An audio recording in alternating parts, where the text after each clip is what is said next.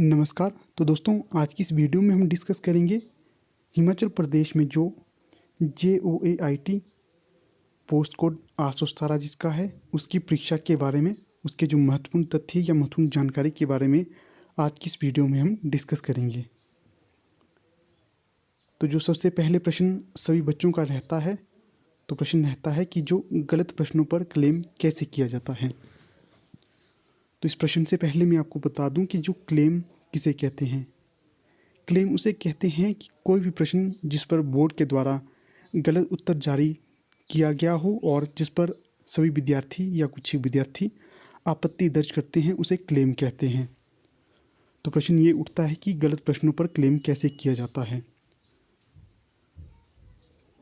गलत प्रश्नों पर क्लेम इस प्रकार से किया जाता है। मान लीजिए जो बोर्ड के द्वारा आपके लिए वेबसाइट या ऑफलाइन मोड पर डाक के माध्यम से प्रश्नों को भेजने का एक समय निर्धारित किया गया है, उसके अंतर्गत आपको प्रश्नों को, अर्थात जो भी गलत उत्तरों पर बोर्ड के द्वारा आंसर की जारी की गई है उसके ऊपर आपत्ति दर्ज करनी है।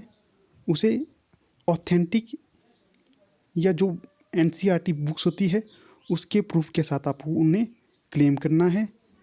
ये क्लेम आप दो प्रकार से कर सकते हैं। एक प्रकार है कि आप जो बोर्ड है उन्हें उनके एड्रेस पर ऑफलाइन मोड पर उन उत्तर तालिकाओं के प्रश्नों को ऑथेंटिक बुक से सेंड कर सकते हो। दूसरा है कि उनकी वेबसाइट पर आप उन्हें सेंड कर सकते हो।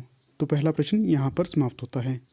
और जो दूसरा प्रश्न है, क्या गलत प्रश्नों पर क्लेम किया जाना चाहिए, तो यहाँ पर जो मेरी राय है, हाँ दोस्तों, आपको लगता है कि किसी प्रश्न पर बोर्ड के द्वारा गलत उत्तर की जारी की गई है, गलत आंसर की जारी की गई है, तो उन पर आपको क्लेम अवश्य करना चाहिए, क्योंकि इससे सभी बच्चों को फ़ायदा होता है। मान लीजिए कोई बच्चा 1 मार्क्स से रहा है या 2 मार्क्स से रह रहा है, तो इसके लिए आपको आपत्ति ज़रूर दायर करनी चाहिए। इससे सभी को लाभ मिलता है। अगला जो प्रश्न है कि जो क्लेम करने का समय कब तक का होता है।